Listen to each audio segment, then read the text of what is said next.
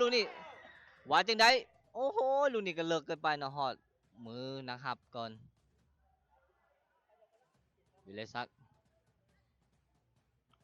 จับดึงบ้านหลอกล่อดีๆ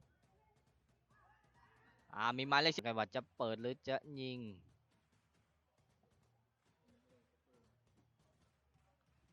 จะเป็นหมายเลข8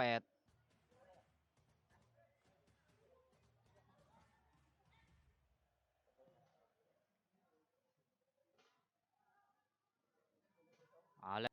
อ๋อลูกนี่หักโอ้โห1 ประตูโอ้เกิดจากความผิดพลาดของผู้รักษาประตูเนาะลูกนี่ไปที่พนมพร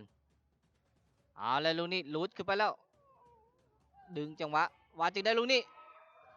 เรียบร้อยขึ้นนำไปแล้ว4 ประตูต่อ 1ตอนนี้ข้างล่างเอาละไปแล้วเอกมัยยิง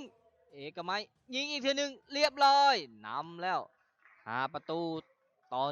1เอกเตะยาวขึ้นมา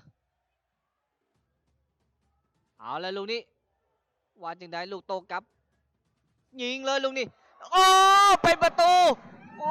สุดยอดเลยจิตรกรยิงไกล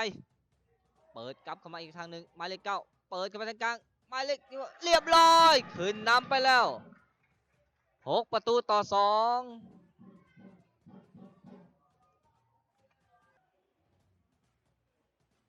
ส่งมาทีโอ้เสียงมักวีดดังขึ้นจบเวลาการแข่งขันในครึ่งเวลาที่2ทีมสวรรค์ยูไนเต็ด